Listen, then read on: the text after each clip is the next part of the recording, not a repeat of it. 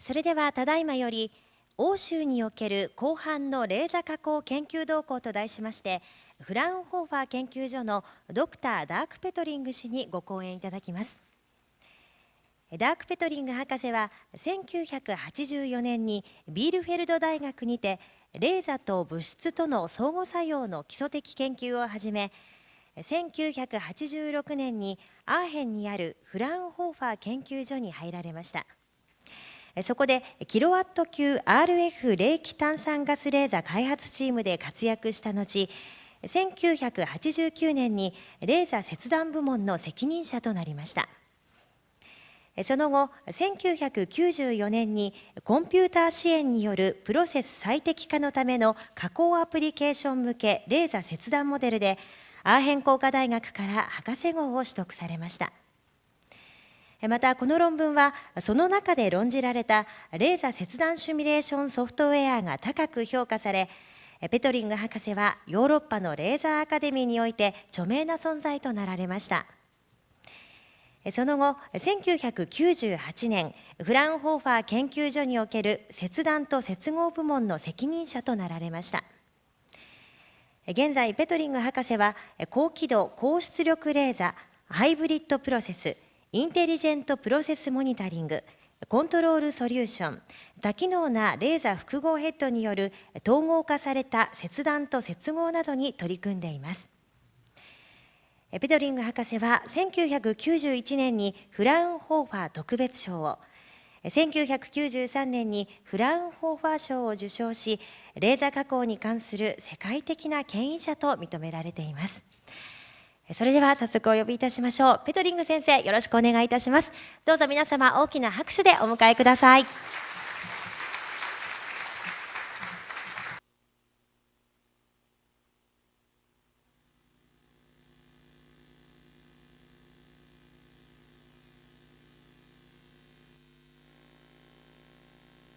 Good afternoon, ladies and gentlemen. First of all, of course, I would like to thank the president of the Amada Foundation, rēza-san, for this kind invitation to give me the opportunity to give a lecture at this very important ceremony. And I would also like to thank all the staff of Amada Foundation and Amada for their great hospitality I enjoyed this week. It's my pleasure to give some lecture on laser processing on sheet metal in Europe. And please allow me at the first step to introduce a little bit more our institute and the Fraunhofer Society in total. The Fraunhofer Institute for Laser Technology is one of 56 institutes spread around Germany. We are located in Aachen at the very western side of Germany, and in total we have 40 different locations in Germany. We have about 12,500 employees and an annual budget of 1.2 billion euro. Fraunhofer is doing applied research. This is meaning we are seeing ourselves as a link between university and application in industry. And the topics we are dealing with are nearly all topics which are relevant for the global social and economical success and innovation. We got our name from the famous scientist Joseph von Fraunhofer, who was living in the 17th and 18th century. And he had three different properties. First, he was a famous researcher discovering the Fraunhofer line in the sun spectrum. On the other hand, he was a very creative inventor. For example, he invented new methods of lens processing. And last but not least, he also was a successful entrepreneur as head of the Royal Glass Factory. This company was, for example, building this telescope, which was sold to the Royal Russian family in those days. So he is the really shining example for all of us, of Fraunhofer people, and we would like to follow him in this combination of properties. And it's our big target to fulfill that. This is our understanding of innovation. Fraunhofer is also internationally active on a global basis. We have, as a big research society, to be cooperative and competitive in the global world. Meanwhile, we have 8 locations in the United States with research centers, mainly in the eastern and south part of the United States. We have, of course, some offices also spread around Europe, in Moscow. We have an office in the Middle East, meanwhile, and we have also some represent offices in Asia. Last but not least, the one in Tokyo, and I can only recommend to you, if you have questions regarding the topics Fraunhofer is treating, please contact the Tokyo office and you have a very fast access to Fraunhofer.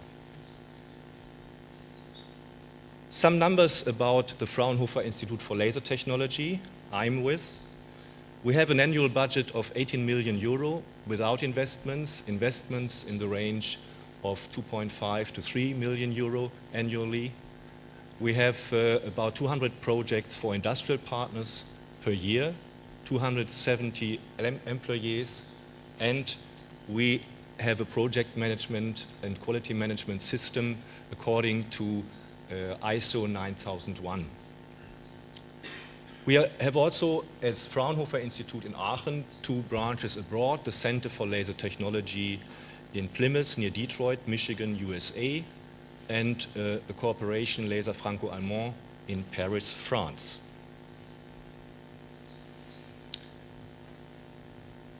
The Fraunhofer Institute has a structure like this. First of all, the head and director of the Fraunhofer Institute is Professor Poprave, and it is very typical for Fraunhofer Institute that the director of the institute simultaneously has a chair at the local university, in this case the RWTH, the Technical University of Aachen. We are dealing with laser source development and with laser process development. The departments are the laser component department, today mainly dealing with components for diode laser. This means micro optics, coolers, new stacking concepts, things like that. Second department is the solid state and diode laser department. This department is dealing not only with components but with complete systems, which are developed for nearly all large and small-scaled laser manufacturers in the world. Today, mainly concentrating on solid-state lasers, for example, also fiber lasers, obviously today, and building special specifications for these tools regarding pulsability, focusability, and power. We are also having a department working in the field of laser measurement. This is very obvious because this is one of the biggest applications of lasers still today.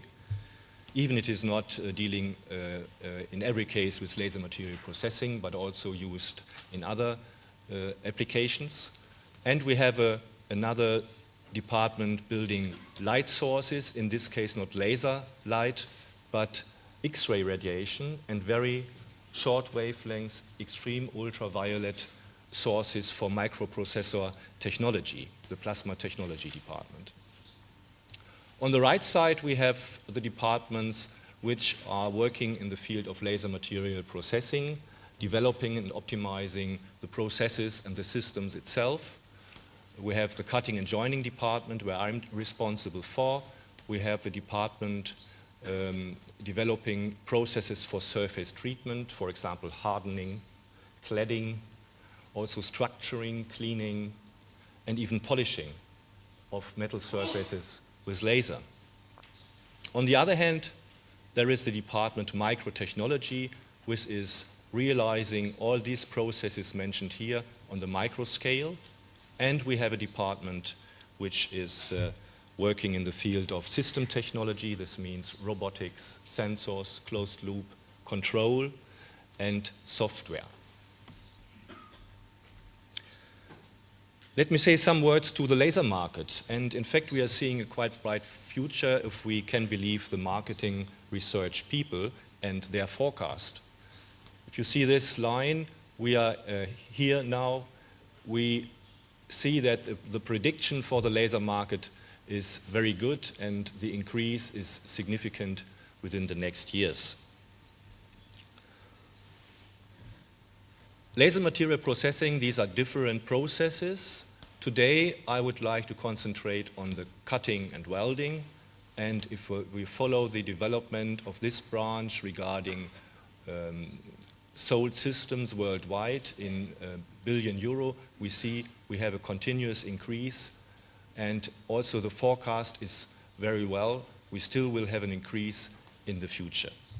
And also in the future, this macro processing application will have the biggest part in the whole business. On the other hand, we also see that the microprocessing application will have even a bigger increase. Some words to my department. The department Cutting and Joining is working in 4 key areas. First of all, of course, the high-performance process development. This means, as a Fraunhofer Institute, people are expecting from us that we are optimizing the process up to a level where they can be sure that this level cannot be topped by the competitor. This is what they are paying us for. And this means in this area we have to improve the speed, the quality, the efficiency, and also the thickness to be treated. And this is our daily business, mainly supported by numerical and analytical simulations and by a lot of process diagnostics. Another important field are the hybrid technologies. Most famous, the laser arc hybrid welding, a combination of a laser source with an arc source to get a synergetical effect regarding efficiency and quality, but also the combination of different laser sources to improve the process conditions. We will see later on more about this.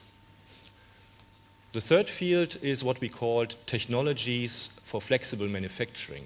Here we are not only dealing with the process itself, but also with the systems and with the process chain.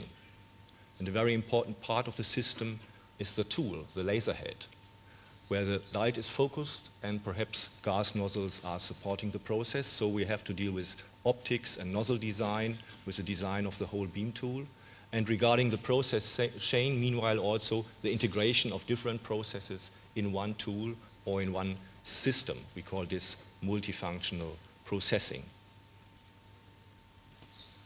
Another very important part of our daily business, of course, is product-oriented process development. In this case, we are not only concentrating on the process on an academical level or for improving certain features of this process like speed or quality. Here we have to deal with a product of the customer.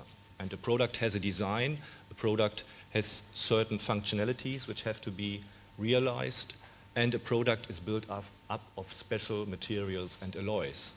And we are considering this in feasibility studies, process development, up to the qualification and the implementation of the process at the customer site. So far enough about Fraunhofer.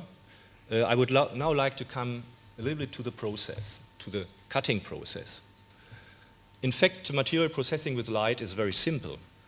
I'm sure many of you have made this experiment using the sunlight and the glass, focusing the glass on a piece of paper, and you are making material processing, in this case with light, focusing the light onto the sheet. Of course, the quality in this case was not very good and is improvable, and we will see later on in cutting sheet with lasers it is really much better.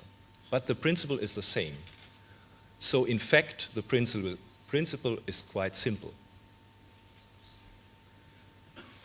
Beside the laser light, which is illuminating the cutting front during cutting, and during the proceeding of the laser, a curve is formed. But if we would only use a laser in the standard cutting processes on metal sheets, we would heat the material and transform it perhaps in form of welding and vaporizing. But in addition, we have to remove the material. And for this, we need a gas jet, which is ejecting the material out of the cutting curve. So in fact, we have two tools, the laser and the gas jet, and they both together are forming our cutting tool. Meanwhile, we are able to calculate the process and to simulate the process very detailed and reliable.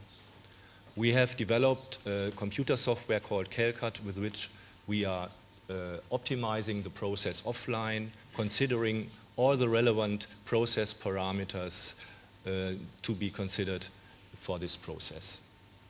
On the other hand, all the relevant sub-processes starting from absorption up to considering the melt flow and the capillary forces and the vapor pressure forces in the curve. All this is considered to get out the output parameters which are interesting for us. For example, what is the maximum speed possible with this parameter setup just calculated? What is the curve geometry and certain physical properties of the process? By this, we have the process under control and can optimize this process offline. We can even predict a process for lasers which are not yet existing. So this was also an important tool for developments we did in high-speed cutting, in thick section cutting in the last 20 years. But this is an example where we use this simulation technology for training. Here, this is a picture out of a training program called LASIM. We see the cutting front and the laser. And when we are switching here, we can change the focal position and simultaneously see how the interaction zone between laser and material is changing. And this is, of course, very instructive for students and also for engineers to better understand what happens if I change the parameters. We can also change the focal position from the bottom to the middle, and we then see the change of the cutting front. To verify a simulation is very, very important before you believe the simulation. It's not so difficult to find one point in the coordinate system of the parameters where theory and practice are identical. But what you have to check is whether this simulation is also valid in a wider parameter range. Changing all these parameters theoretically and practically, the material, the speed, the power, the focusing conditions, and testing the correspondence between the simulation and the experimental outcome is necessary to verify this kind of simulations and to understand what is the real space where this computer simulation is valid and where is it losing validity. And we tested this for many different parameters and found out, meanwhile, a very wide range of validity of this model. This is an example where we are also comparing experimental points with calculated lines for the maximum speed versus laser power for different beam qualities.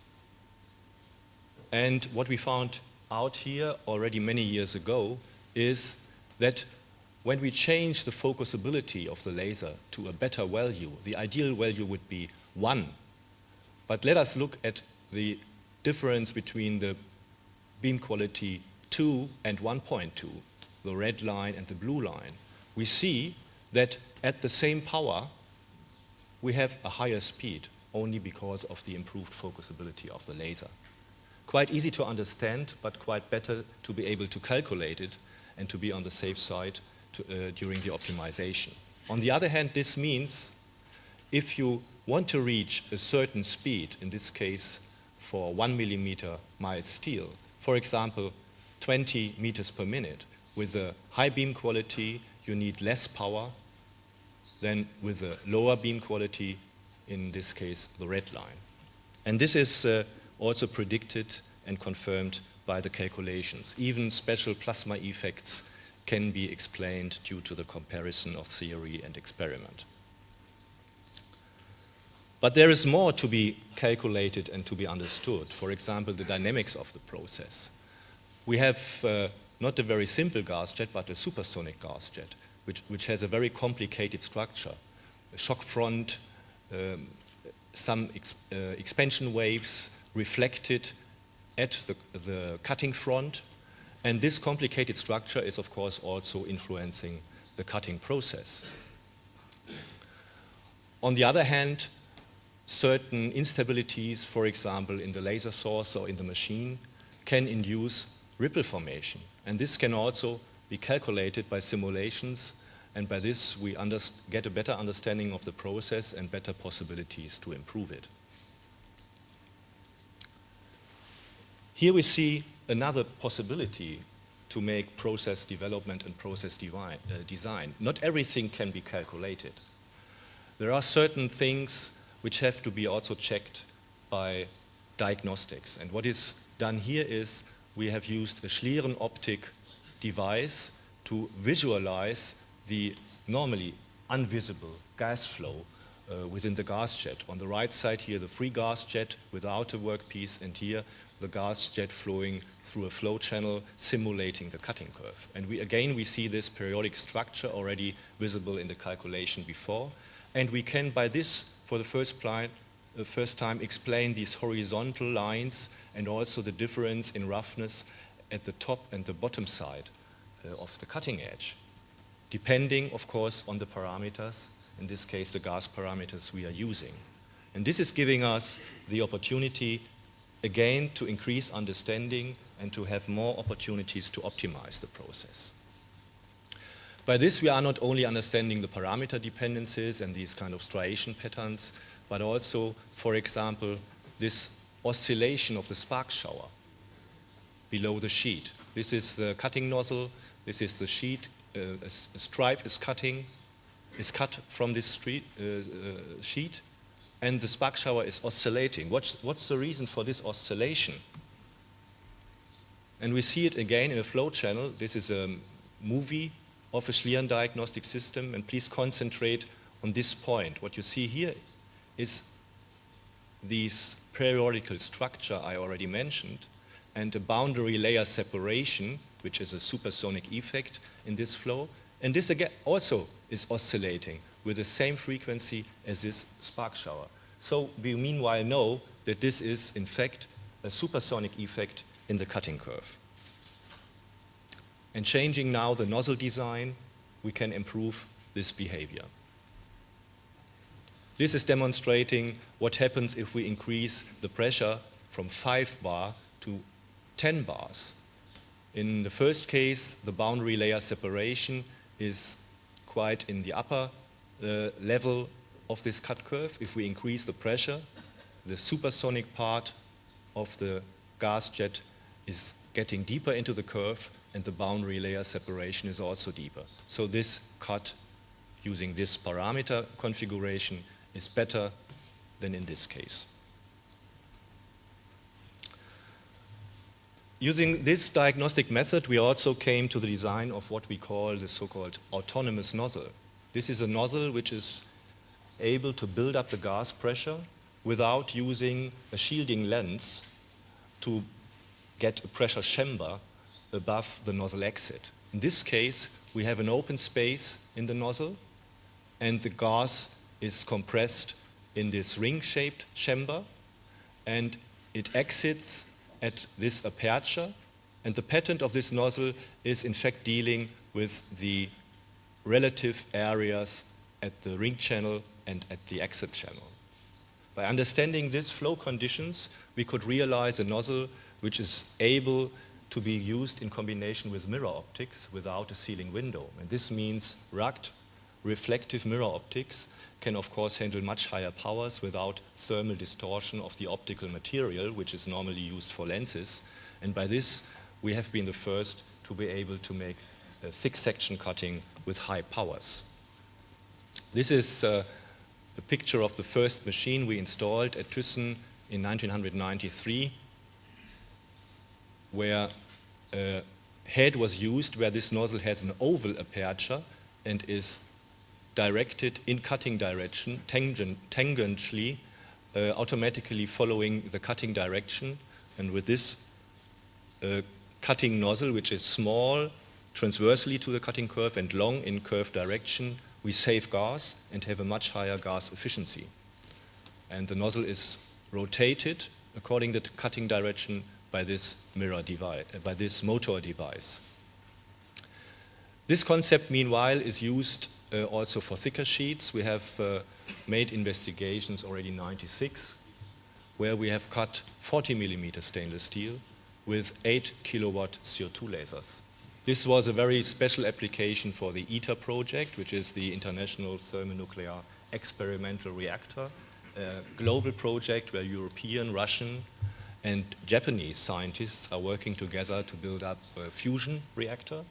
And this fusion reactor, as an experimental reactor has to be repaired after certain runs. And this repair will be done with laser cutting and laser welding in future. And this is the development of the cutting process for this very thick-walled structure of the reactor vessel. Obviously, the quality in those times with those lasers existing then is not yet optimum. We have some dross, but we have a very straight, narrow curve, and this is very important for this application to expel as less contaminated material as possible. And also this straight edge, of course, can be re-welded very easy, especially with laser.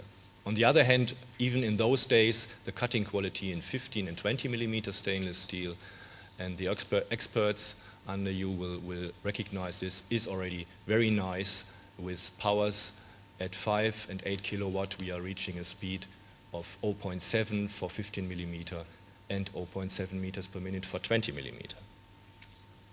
This technology is used in various job shops in Europe, in the United States. We have installations, for example, here at a job shop which is not only cutting steel but also aluminum with this mirror optics and this autonomous nozzle. And the quite famous application is at a shipyard in Hamburg at Blom & Voss, where this technology is used for cutting ship steel, which is later on welded also with the same laser to ship sections. So the cutting is only used for the preparation of the welding edges. During my presentation, I would like to point out a special concept where different processes are combined to get an integrated approach. Professor Kopp already spoke about this very important aspect for future technologies.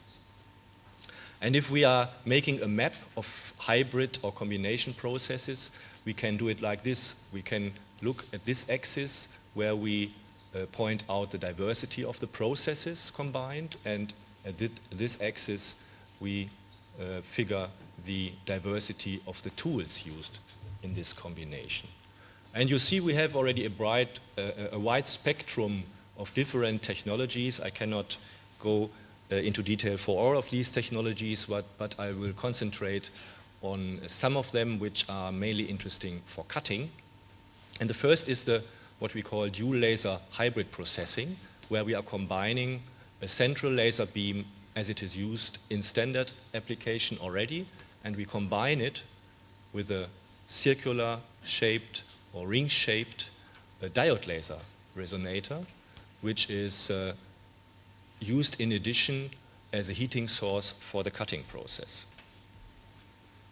This is a picture of the prototype of this laser. We see 10 modules, laser stacks surrounding the central tube where the standard laser is fed, here to be seen also in this drawing.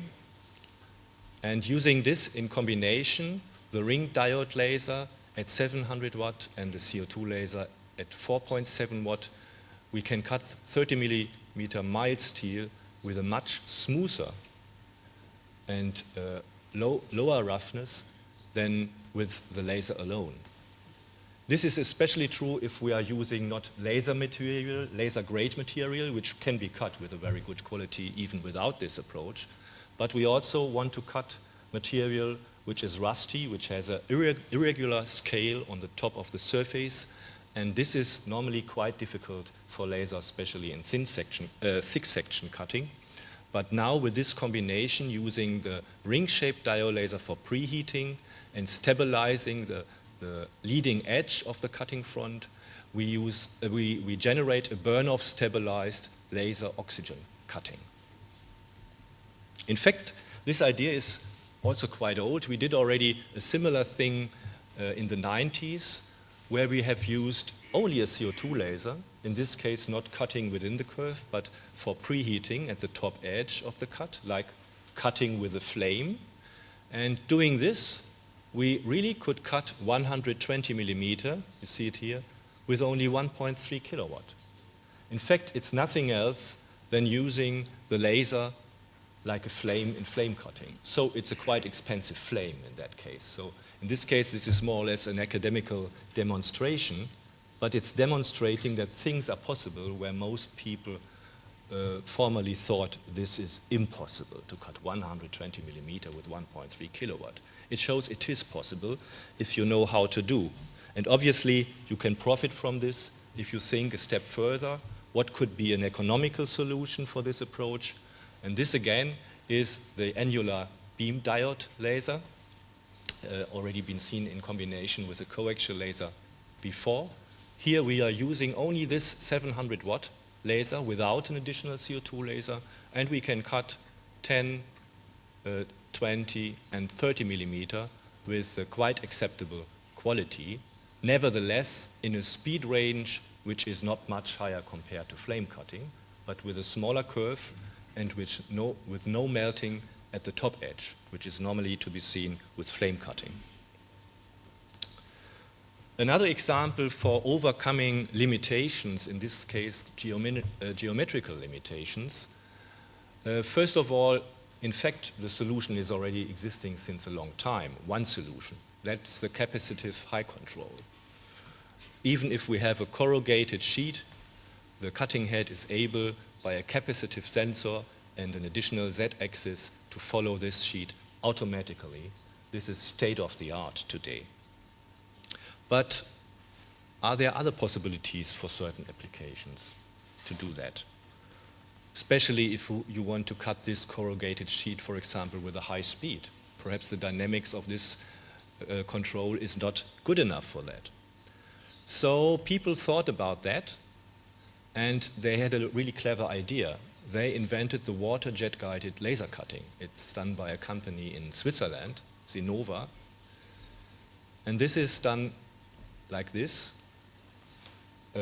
Water jet is used as instead of the gas nozzle, and perhaps you know water or fluids can be focused very well. The dimensions of this water jet are diameters in the range between 50 and 100 micrometer, but over a distance between 50 and 100 millimeter. Even a normal laser cannot be focused with this high Rayleigh length, with this high focus length, like this water jet. And the water jet is not only used for injecting the melt, it's used as a fiber for the laser beam. So we have a fluid fiber, an automatically adapting fiber. And this is really a rather clever approach, and this is the first step of this thing, to invent it, to get the idea, and the realization is even more clever, because you have to couple the laser beam into this jet. That's not so easy, and I will not go into detail for that.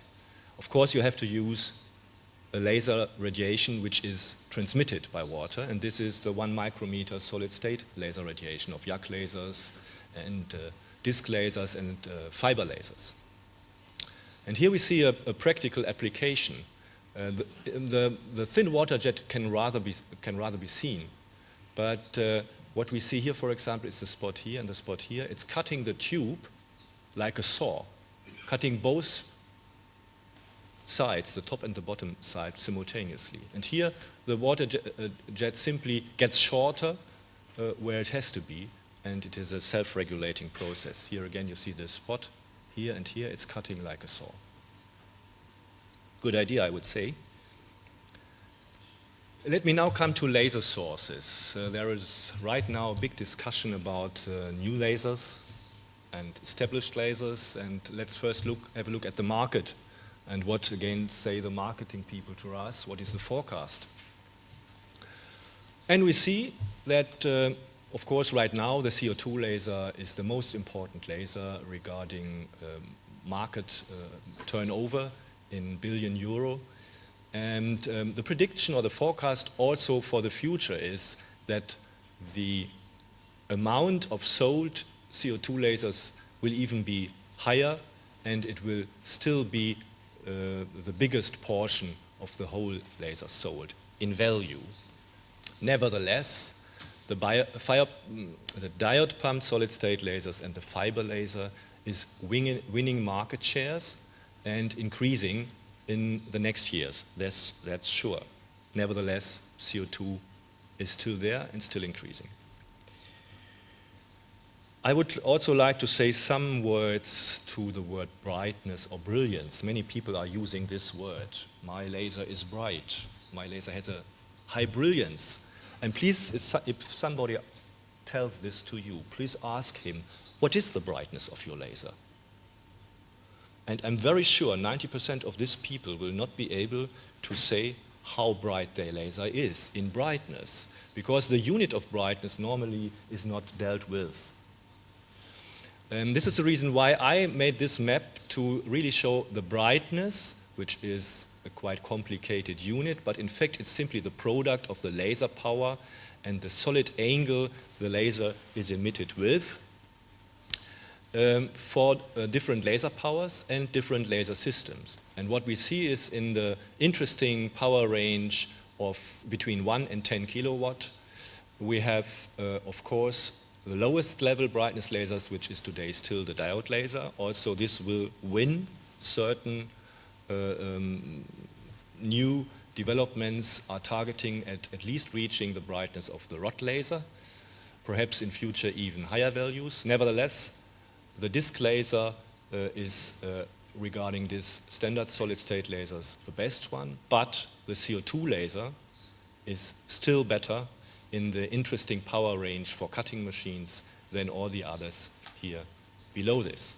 On the other hand, the fiber laser is in a very big part of this map the best one regarding brightness. So we have to expect a lot of contribution of fiber laser technology in the near future to cutting and welding applications. However, up to now, CO2 laser cutting is the best choice regarding quality of the cut.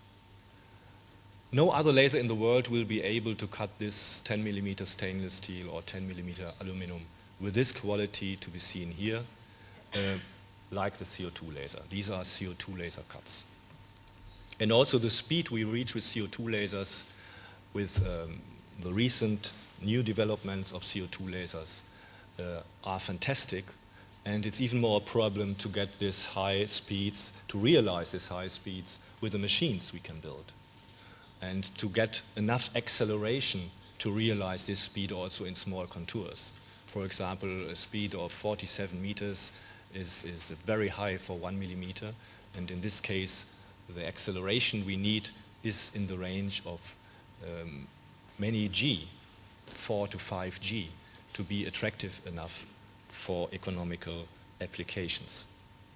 But this is meanwhile on the market, so it's an excellent specification for this technology.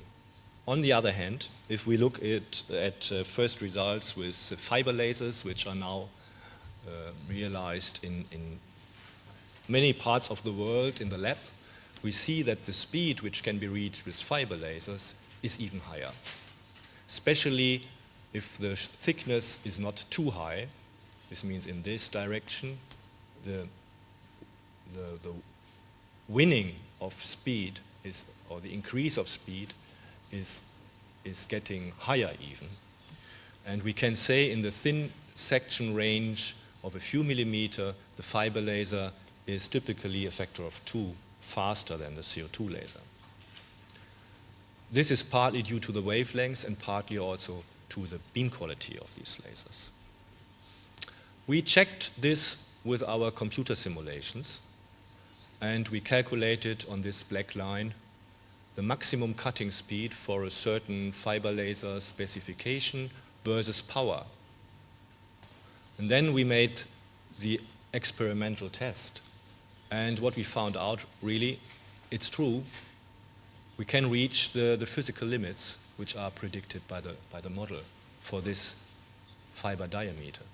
And we reach even a little bit more than theoretically predicted. We reach 135 meters per minute in 1 millimeter mild steel, and with an excellent quality.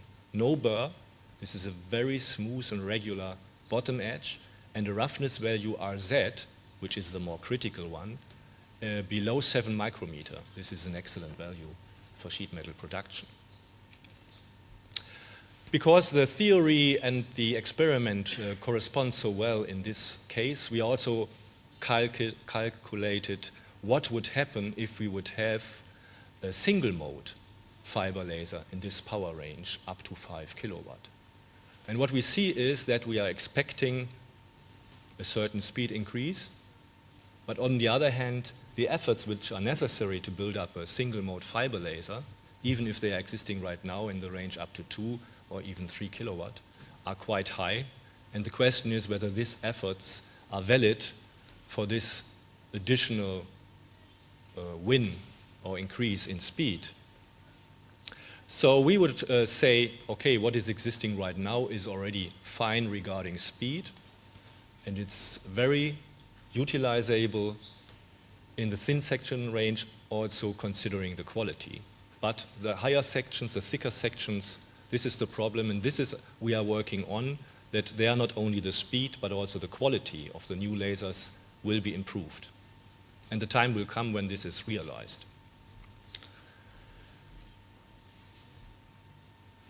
We can go even a step further. The next step, of course, would be we are free in the dynamics of the process, and we are no more limited on the dynamics of what is possible with motor drives. And the solution for that is quite well known and meanwhile even used for welding in automotive industry. It's the so-called remote or scanner technology. In this case, the cutting head is not moved above the sheet, but a scanner optic, a mirror optic, is oscillating above the sheet and is moving the laser spot on the sheet according to the programmed contour. And by this, we can not only weld with the right intensity, we can even cut. This is an example of a cut in 0.5 millimeter stainless steel with 1.5 kilowatt. And if you use even thinner sheets in the range of 50 or 100 micrometer, this goes really very fast. But what is relevant for metal sheet metal processing are thicknesses in the range of 1 millimeter and higher. So today, after this very preliminary results, we have to say up to now, the quality we reach, even in only 0.5 millimeter thickness, is much too rough compared to the state of the art of standard cutting machines. So it will be the task of universities and research institutes like Fraunhofer to investigate this process, to investigate the possibilities, and if possible to optimize this process. For example, by the right modulation of the laser beam and by the right scanning strategy of the laser beam. So this is more or less a vision for the future. Another vision is building the laser source into the cutting head. And being compact and efficient means semiconductor technology. And this is a semiconductor laser, a diode laser, having a power of only 100 watt. This is quite a low power compared to the multi-kilowatt lasers we have in sheet metal production today. But nevertheless, it's a first step. And with this 100 watt diode laser, we can cut different thicknesses up to 1 millimeter. And if we use low thickness in the range of some tenths of a millimeter, we are reaching already cutting speeds in the range of some meters per minute. Also here we see that the correspondence between theory and practice is quite well, even not so good, not as good as we saw with the other examples before. The reason for this is that we calculated this for a circular diode laser spot, and in fact we had a quadratical laser spot. So there is still a certain deviation between the experimental point and the calculated line due to this fact. Here we see some samples. So for low budget, small machines, even the diode laser could already be a tool of the next future for cutting. And now we change perhaps a little bit from the vision to the crazy approach. Here we are testing diode laser line for the cutting to length of coil material. We saw a lot of coil application and technologies in Professor Kopp's presentation. This is a diode laser line which is used for cutting, illuminating the material which is coming from the coil through these driver rolls illuminated here, and then we have driver rolls for ejecting the material. At the point when the laser is switched off, the material is separated by turning these rolls in the right direction, and later on the part is ejected to the left. Here we see this in a small animation. The material is fed from the right, and then the laser spot is illuminating the material, and the material is separated by the mechanical forces. This is a sketch of the prototype laser. And if we look at the stripe tension and what is the influence of the stripe tension onto the cutting time, we see if we increase the force with which this material is separated, obviously the cutting time is reduced, and we can even think about a process where we are not fully melting the material from the top to the bottom of the sheet, but where we are only weakening the material with partial melting of the cut zone. Then we win speed of the cut, or we reduce the time of the cutting. Depending on the strength of the material, the different materials, we get, of course, different causes of these functions. Another idea just started to be tested is the laser punch. As you know, the material is getting stronger and stronger, and the high strength and super high strength material is getting more and more difficult to be cut by mechanical tools. And on the other hand, even with standard material like stainless steel, in punching, we may have the problem of having only a short cut zone where we have the real shear process, and then we have a fractured part like this. Frankly speaking, this is not as bad in reality as it is sketched here with a good punching tool. Nevertheless, as the material is getting stronger, this problem is more and more arising. And if you want a simple technology and not a highly sophisticated punch, it's getting more and more difficult. So the idea is not only using the punch, but illuminating the sheet from the bottom through the die to weaken the material by heating it up. So the laser is locally absorbed, the workpiece is heated before the punch process, and then by this the shear zone is softened and we get a much straighter edge. And this kind of edge is very interesting, for example, if we want to increase the possibilities to drill threads for screws into thin materials. Because the material is thin anyway, and if you make a thread here, you have not very much length to realize it. And if this length is even reduced by a fractured part, this is no more acceptable for certain applications. But the main target is high strength material and to make it possible to cut them mechanical with the support of cheap diode laser radiation. Now I would like to say some words to a very important topic for the recent developments in laser cutting machine, which is the monitoring of laser cutting, the integration of sensors to control the quality and to be sure that the process is working properly. And there are various different solutions on the market meanwhile, also integrated by the system suppliers, if not developed by themselves. And they are all in common that they use the optical process signal, the visible and infrared temperature radiation coming out of the process. They're using photodiodes with different arrangements, multiple sensor arrangement to be independent from the cutting direction. And the decision is mainly made by controlling a certain threshold of these photodiode signals we are getting. And the main application is piercing and detecting of plasma in case of non-cut through.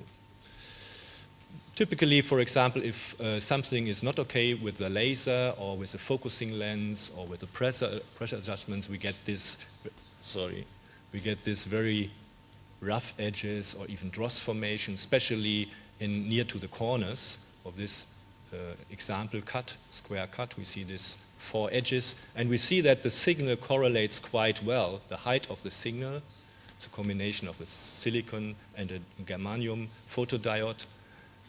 Where we have the worst quality, we have the highest signal. This is the very simple approach, and this is not always true. And this signal high is not only depending on the quality, but also on the material, on the thickness, on the laser parameters. So this needs a lot of efforts for calibration of these threshold values, and we have a quite small area of validity. Anyway, it's a first step.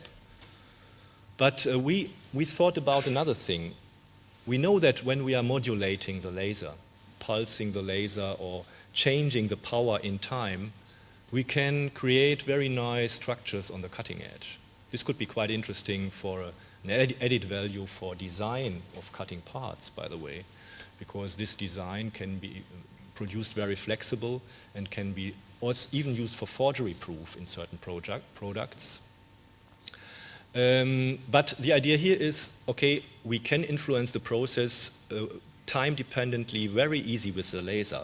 Why not using a very soft modulated laser with even lower amplitude of the modulation to excite the process with a small modulation, perhaps 5 to 10% of the total laser power. By this, we are stimulating the process response. And this is leading to a much more characteristic process signal, allowing the identification of the process status without calibration. This was the idea, and we found out that it's really true. We found a calibration-free method with a wide application range, changing materials from stainless to mild steel, from nitrogen cutting to oxygen cutting. We could find an algorithm with this approach which works without additional calibration. And what we in fact doing, we are looking at the response of the different laser pulses and comparing this synchronously, and by this we get a very clear fingerprint of the signal if the process is okay, and this fingerprint changes very significantly in a special controllable manner if the process is not okay. And we can also even look in the frequency domain, looking at the frequency spectrum of a good cut or of a bad cut. And here we see the difference of a bad cut and a good cut. And here the amplitude of the signal is no more existing. It's the distribution in the frequency spectrum. For example, here this cut is quite good here, medium here. Nevertheless, the simple signal has the highest level here, even if the quality here is better than here. So the standard would have not worked in this case, but the what we call process response evaluation, PRE, technology is giving the right information. My last point is more considering the process chain, not only cutting. In this case, the combination of cutting and welding in a process chain. A lot of products, think about the product in a car or in household appliances. This product is not only cut, it has to be joined together with other products, with other parts. So a real product mainly needs cutting and joining. So in fact, if we deal with products, we deal with a more complex process chain. I even forgot now bending. Of course, bending is also one of these 3 parts: cutting, bending, welding. And many job shops, meanwhile, are realizing this type of process chains in their own responsibility because they are very near to their customer. And one very simple and well-known approach is this slot and tap design, where the pieces are cut out in a way that we get a slot and a tap, which, in this case, this and this one, which fit very well together, and can even replace a complicated fixture or clamping device, and can be put together and then laser welded. Skip this. Another possibility is tube cutting. In tube cutting, and we saw a very excellent machine this morning at the Amada place.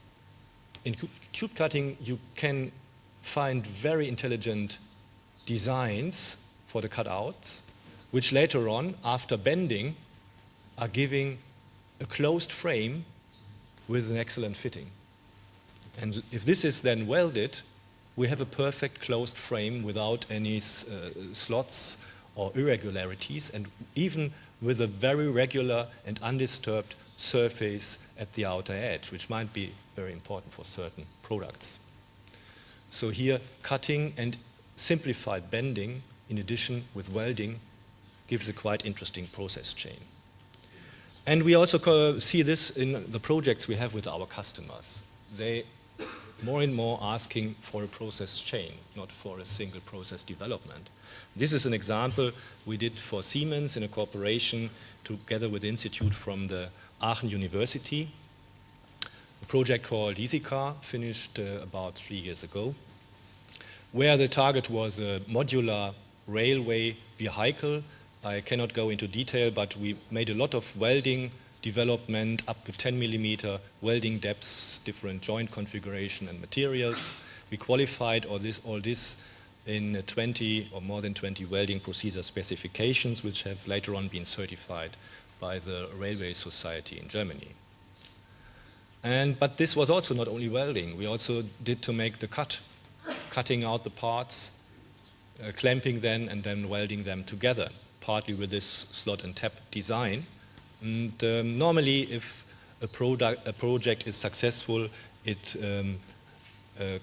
comes up to the point of building up a mock-up for certain crash tests and things like that. So also here, cutting and welding is important. And what I finally would present is some quite new solution developed at Fraunhofer, the so-called combi-head, which is one head being able not only to cut, but also to weld. So we do both in one machine, with one tool, saving space, floor space, and also saving time. A real integrated process chain. The principle of this head is rather simple. We have again our autonomous nozzle, which is building up the pressure without a sealing window. We have a capacitive height sensor integrated, and we have the focusing optics here, in this case an optics for a 1 micrometer radiation. It can also be clamped below a mirror cutting optic. And we have a free space, and this allows us to use a cross-jet to blow away spatter or smoke or dust during the welding process with this nozzle. Because during the welding, the gas jet pressure is very low, and this would not be strong enough to protect the optics. And the possibility to integrate a cross-jet would not be possible within a standard cutting head. We need the possibility of this open structure between optics and nozzle. And for this, we need the autonomous nozzle. On the other hand, another advantage is that the optics are not having to withstand high pressures. This is simplifying the design, of course, of the optics and the possibilities of the whole head. So, in fact, we have one head for two processes. This is giving us higher productivity, of course also higher flexibility and also higher accuracy, because we are able to cut the final accurate cuts after the weld, when the distortion already happened. Then we make the final cuts or cutouts. And of course also we have various time, space and cost savings. We tested meanwhile since about 4 years various case studies. I will not go into detail here, but one example with a meanwhile commercialized combi-head is this, where we are cutting nonlinear tailored welding blanks with a fiber laser and with what we call the identical path concept. What does that mean? We are cutting the first edge of this contoured cut for the nonlinear blank. We are cutting here the second cut edge with the same contour, moving the parts together, welding with the same head simply by programming the gas, type of gas and the gas pressure and the right power, only NC control parameters, no mechanical change of the head.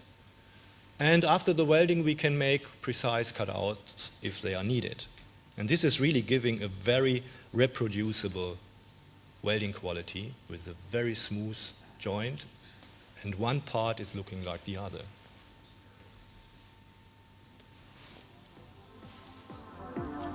I would like to show this in a video because this is much more instructive to understand what happens and to believe that the switching between the processes is rather fast. It doesn't need time. Here we see the nozzle with a capacitive high sensor, a cross-jet module, a cover slide roller, a quick snap optics module, and an additional Z-axis for controlling the distance. We are using a standard industrial robot, which is not very accurate normally, but it can repeat the contour very easy and very accurate. First cut, second cut, moving together, and welding with the same tool. Without a seam tracking sensor, because the robot knows where he had cut the edges, so he meets the cutting edges for the joint automatically, without a sensor. This is, we believe, the next step of laser flexibility, the integration of different processes in one machine with one tool. And this is saving costs in the production, and nevertheless a very sophisticated and flexible technology. So let me conclude. What are the targets and trends of laser material processing systems in sheet metal production, especially considering cutting, but also perhaps some other processes? Obviously, the customer wants to have high and always higher throughput to reduce costs. He wants a high flexibility to increase his own market access. And he is expecting closed-loop controls to promote reliability and quality of the cut. And these things have already been started at the system suppliers like Amada. I saw that during this week. A lot of control and sensors, meanwhile, also combined process chains. The trends are, to reach these targets, obviously higher power with better or even adapted beam quality. This is a key word for the future. Expanding the limits of speed to increase throughput, and also perhaps of thickness for new applications, for example in shipbuilding. Combined processes, cutting and welding, or cutting and bending, or bending and welding. And in general, an automative and self-optimizing laser system. This is the big vision right now for what we are doing in cooperation with system suppliers. This means, on the one hand, a CAD-CAM coupling with optimized path programming. We saw today this is already existing. Automated material logistics and part handling. This is, I would say, also quite far in development and also in real application. But where we have still to work on with much more efforts is the simulation-assisted ridging and operation, and the next generation closed-loop control of laser system and processes. And this means, from our point of view, not simply looking at signals and waiting what comes and then looking at the threshold, but actively modulating a little bit the laser and hearing what is the response of the process. Then we will understand the signal and can make the right decision within the process. And obviously the next exciting steps are fiber and diode lasers and remote cutting. Last but not least, I would like to say congratulate to the Amada Foundation for this 20th anniversary. It is my great pleasure to have the opportunity to express my heartfelt congratulations and best wishes on the occasion of the commemorative ceremony of the 20th anniversary of Amada Foundation for Metalwork Technology, in the presence of the Chairman of Board of Directors of Amada Foundation, Mr. Nobuyuki Ueda, and the president of Amada Company, Mr. Mitsuo Okamoto, and Mr. Minamisawa from the Ministry of Economy, Trade and Industry. Let me say omedetou gozaimasu. Thank you very much for your attention.